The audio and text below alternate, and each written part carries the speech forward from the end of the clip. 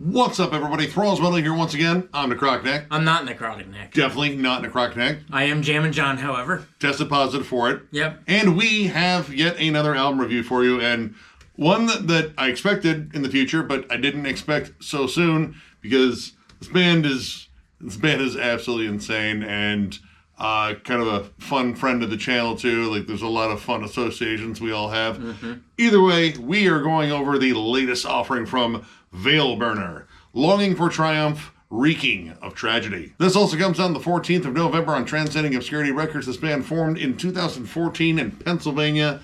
This is their 8th album overall.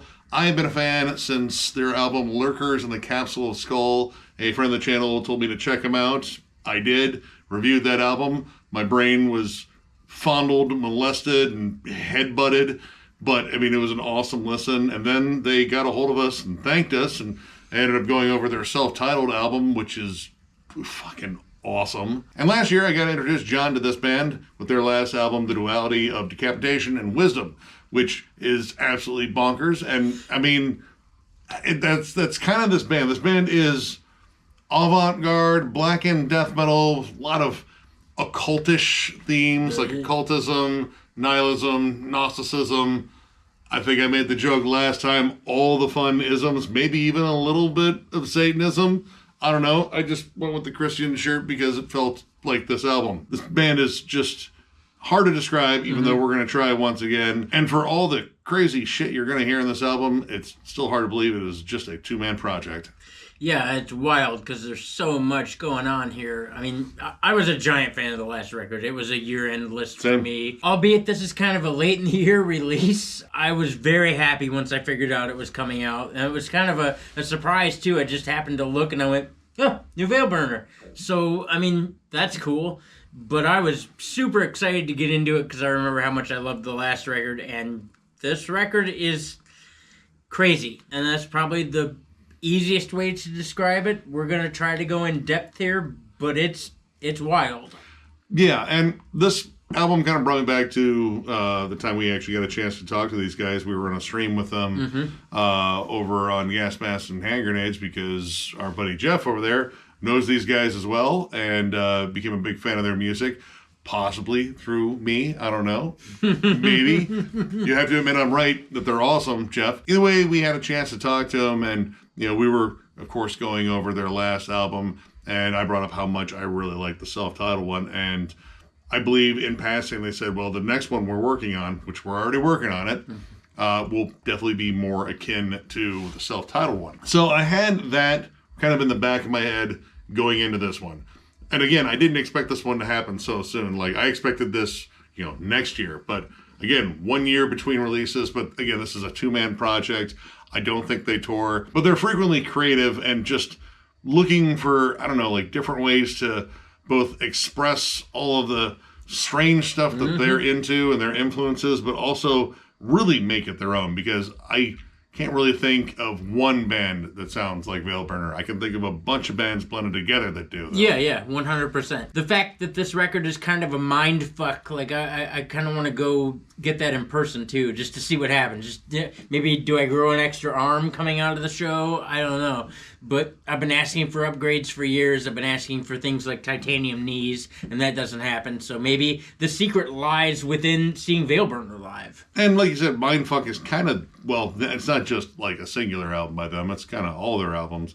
But this one, I will say, is like a little bit different. And these last 3 albums, I'll say, have been probably some of their best work. Like, you can really hear them kind of like growing within their sound, tightening up everything. And this one is interesting because it walks back some features of their sound, especially from the last one, brings back some, and then, I mean, introduces a fair amount of melody towards the end. Like, this didn't go like full-bore melodic. Like, this is still as creepy and just unsettling as the album artwork, which I don't know what that depicts. Probably some, like, I don't know, Eastern European child-devouring troll that comes at night for children that didn't do their homework or eat their vegetables at dinner. I'm so glad we didn't grow up in Europe then, because I neither did my homework nor ate my vegetables. I wouldn't be here now talking to you, so... Oh, you have been ground up in all those scythy things. Yeah, I'm not real sure what's going on there. But like Jammin John meat confetti everywhere. I'm not real sure what's going on there, but then again, artwork like that is a valid depiction of what the sound is too, because the sound is just as unhinged. A lot of like dissonant, atonal riffs, but this one, all right, first off, I gotta give them some clever points right away because they split the title track. The opening track is called Longing for Triumph, and then the last track is called Reeking of Tragedy, but they aren't necessarily super different tracks. In fact, they feel like they're both kind of written in the same mode, because those two tracks in particular rely on heavy syncopation, these weird lurching, bending, sliding triplet chugs. Like, I mean, we're talking very like Meshuggah, psychroptic, decapitated kind of esque rhythms and Zenith such. Passage. Yeah, they undulate, they slide around, and then you have these twisted, swirling vocals around here, which, I mean, his stage name is Chrysum Infernium. That man is a man of a million different voices. Yeah. Once again, their vocals are always terrifying and unsettling, ranging from, you know, just tortured, agonized screams, guttural, like low growls, frequently distorted vocals. There are points in here where it sounds like some haunted arcade villain voice. Yeah, kind of wailing, screaming, and sometimes they descend, sometimes they ascend. Super theatric. There's whispers, and they're always swirling. They're never like spot on. You're either gonna get them in the back or in front of you, or sometimes they pan, and you're just like, dude. And they're really like rarely on the rhythm. Like the rhythms on here, like a lot of off time, you know, drumming and such, and like weird like syncopation. But the vocals kind of have their own meter, and that keeps with this like very like unsettling nature. Like the fastest you'll get is kind of like a ranted style. It's very similar to like, you know, Attila when he's doing Attila things on stage with Bam, or even like, you know, Ogre from Skinny Puppy when he's doing that spoken word. But musically, this one kind of does some different things. One thing that I noticed in particular on the song Rigor and Wraith is this one is less busy with transitions. Now, before, on the self-titled and the last one, you know, you get like twisted, sharp, jagged transitions into like these like descending, chaotic, dissonant melodies, or into like just rapid-fire, off-time chugging. This song in particular hangs on to like a lot of the same melody and a lot of the same rhythm throughout. In fact, a lot of these songs are more like meditative, like more hypnotic. Well, yeah, the droning in Rigor and Wraith is pretty much a constant thing. I compared it a little bit to like a shoegazy, like almost like Deftones type thing. But another thing about that song too is there's not a lot of vocals either. It's a big like open jam. And if you've listened to this band, the vocals are once again usually everywhere. And in this case, not so much, at least on that song. Yeah, there's like a big open couple of pockets on there of just instrumentation. But the instrumentation, you know, lots of multi-track guitars, and again, you get guitar panning, different effects. There's synths in there too, and those open moments give you a chance to really kind of like sink into these like twisted riffs. There's a lot of clever counter harmonies all over here, like riffs that feel like they wouldn't fit, like they're just like kind of just, you know, like, all right, that's fine, that'll work. That's close enough. But oddly, after like, you know, a period of repetitions, like, you know what, that kind of creates this very creepy, twisted vibe, and it's oddly catchy. For example, Aurobrial Whirl, I'm trying to say this right. It's a combination of those words that's difficult. Also, the fact that whirl is almost spelled whore makes me want to say something else. But that song features like some really twisted, like dark, shimmering riffs. It's probably like the cleanest playing you'll hear on here in terms of a tone, because the guitar tone in here is just, it's deep and it's dark and it's menacing. Like, honestly, a lot of Meshuggah comparisons, a lot of Fear Factory comparisons. This sounds like a tone that Dino would live for. But that song features, like, again, like some just very strange off-kilter melodies. Again, it's oddly tuneful, and maybe part of it's due to the repetition. Maybe part of it's due to like that little bit of like jazz fusion in the background, because there's stuff on here that kind of reminded me of Atheist, and actually a lot like Till the Dirt, which was Kelly's other project. Yeah. Especially with like how dense and just heavy the guitars are. And there's a lot of stuff in here that reminds me of Strapping Young Lad once again.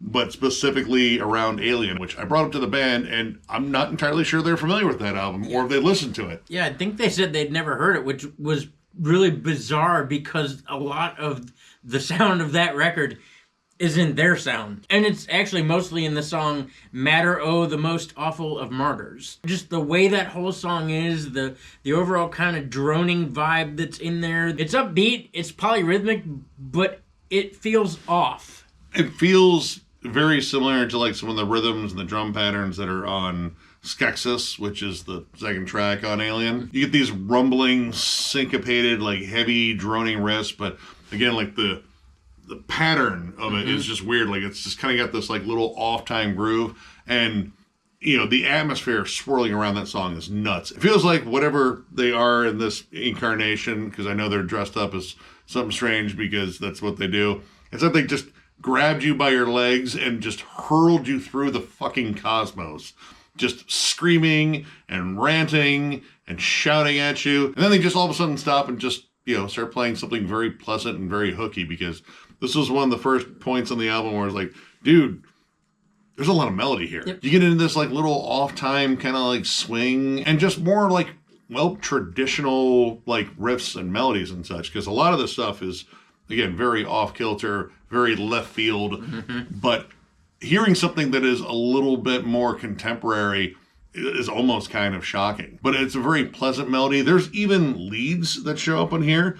And leads, I don't believe were much of a thing on the last one, but the leads in here are really good, especially the one on Orbital Whirl, not whore, totally not whore. The lead at the end of that song is very pretty, very bright sounding, which is contrary to like most of the song, because most of the song, actually, I feel like it kind of makes up for the lack of vocals on Rigor and Wraith, because Orbital Whirl is completely loaded with vocals. In fact, it's ranting and raving at like Mach 10. It sounds like dude's like spitting curses at the crowd, like, you there, all your hair will fall out, but then grow back at the bottom of your feet. But I mean, the way he's doing it is he's doing it with such conviction and such twisted malice in his voice. But hearing that bright melody at the end, and again, the music takes a shift into like just more straightforward melodies. Like, they don't sound like they're like completely like made up chords or anything like that. It's like, right. No, that's like a G or something. Yeah, it doesn't sound like you're on a carousel and the music is being played backwards. Like, that to me is actually pretty creepy. Especially if they make like eye contact with those fucking horses on carousels. The whole album itself is oddly very approachable for them. I'm not saying that, this is approachable like, this is just a warm, sunshiny listen. Like, it's filled with, snakes, spiders.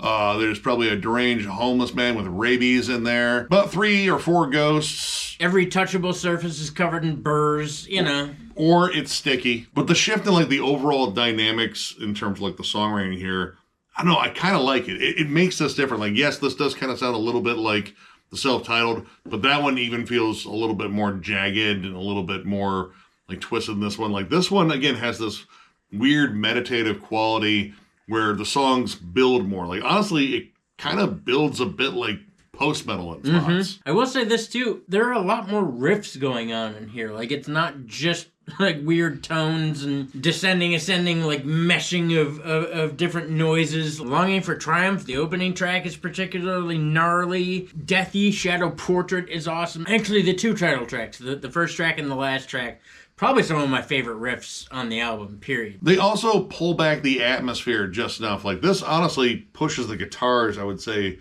more to the forefront, which honestly pretty cool, because I think the guitar work on here is some of their best so far. Like, again, throwing in some more contemporary stuff, but also still like melding these like twisted riff combinations. Again, like layering out these like distant melodies.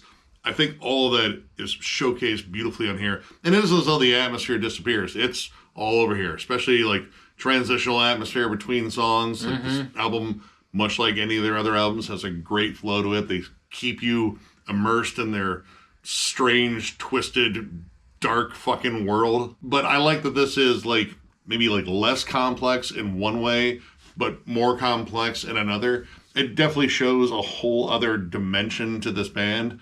In terms of like any like complaints on here, I mean, maybe the fact that I do feel like there are less vocals on some tracks, and the vocal ranting and raving has become one of my favorite aspects of this band. Like, I love kind of all of it. Like, this band is just truly out there. But a big part of that is the vocals on here, and I really like just how many different styles this guy employs.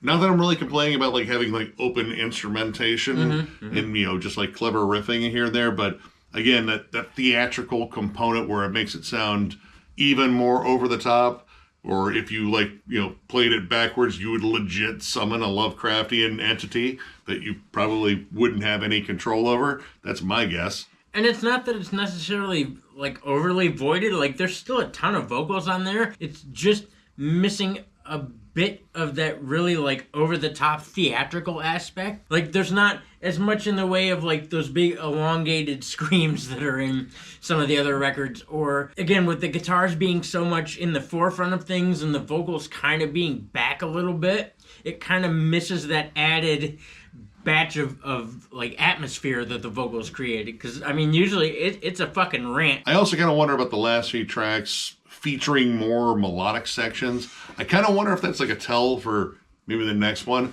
because the melody works on here. Like it isn't something that feels like was forced in. It just feels like, all right, this is like kind of a tease here. And I kind of wonder why that was more towards the back of the album and wasn't featured a little bit more sporadically on here. But I mean, outside of that, these are like barely complaints. And honestly, I'm at a strong 4 on here. This band is just fucking wild as hell.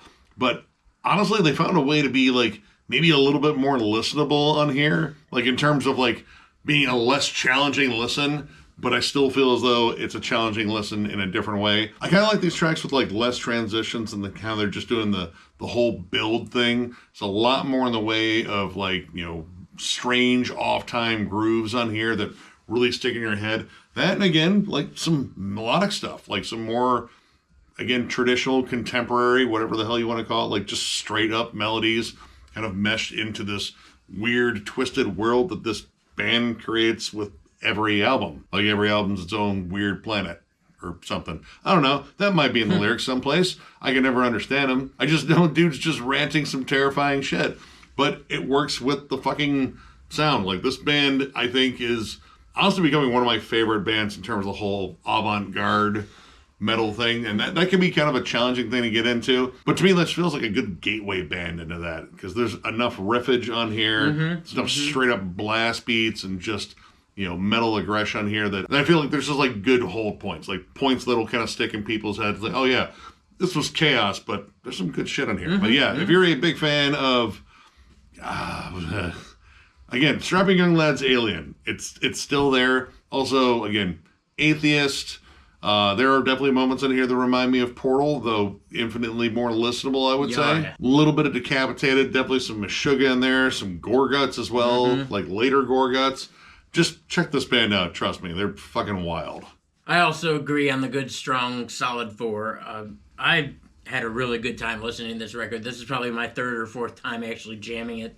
I listened to it last night while I cleaned my apartment, and let me tell you what, all right, if you guys want a sparkling, clean apartment, depending on whether or not you live in one, jam this record, because I tell you what, my apartment's cleaner than it's ever been. That might be some of the magic that's in this album. I'm not real sure. Don't bring a black light over. Not important. Prank caller. All right. I like how from album to album, this band is vastly different, yet still kind of remains the same, if that makes any sense. Like, there's a lot going on in here, but I will agree that I think it's more, I don't know about listenable so much as it is accessible. Like, there are definite things that you could show people that aren't into such bizarre, crazy music where they'd be like, yeah, this is kind of cool. And then you'd be like, all right, check out this track. Well, that's kind of wild, but it's also kind of cool. There's something in every track to be able to latch on for a more, I guess, novice listener. Yeah, this is not a starter band. It is not a starter. Not at all. You don't go from the Black Album to this. Right. You don't even go from something like the Black Dahlia Murder to this. Like, this is pretty much for people that want to think outside the box. yet there are still things in the box that are pretty neat. I like the addition of melody in here. There are definite things to latch on to, like melodic hooks in spots, so it made it kind of more jammable. It's still really wild, and I really like that about this band. But then again, I'm a fan of like crazy avant-garde music too. Overall, if you're a fan of bands like Immolation, Blood Incantation, later Gorguts, Blue Doss Nord, I would say is in there as well. Check it out. And if you've been a fan of this band for a while, this is another great offering. So yeah, solid 4 stars. So if you enjoyed this review, give it a thumbs up. And if you are new to the channel, subscribe, because we do stuff like this all the time. We also have memberships. They're only 99 cents, and our lone perk is doing a members-only live stream, which we will probably do around Thanksgiving, I believe. We will let you know more. Probably. But membership is the main way to support the channel, and there is a join button down there that you can hit. Otherwise, if you don't hit it, that creature on the album cover with the fucking spinning wheel of machetes or whatever that bullshit is going to come to your house and fuck it up. If you don't, though, I mean, who knows? You know, you may have some special superpowers or, you know, black belt in Taekwondo. I don't know how that works. You're probably going to be able to fight it off. We'll let you get away with that. You don't have to hit the button. In fact, we do tons of stuff that's not member related. We do non-members only live streams, discography rankings, album reviews, discussion forums, Nick's never-ending collection updates, all metal content all the time. We do it for you because we appreciate you. We like you. We actually love you. We appreciate you. Thank you for being a part of this channel. Thank you for continuing to interact with us and do all the wonderful things that you guys do that keep this fun. Thanks. Yeah, you guys absolutely roll. Tons of content coming your way. So one more big thank you because of all your awesomeness. And we will catch you later.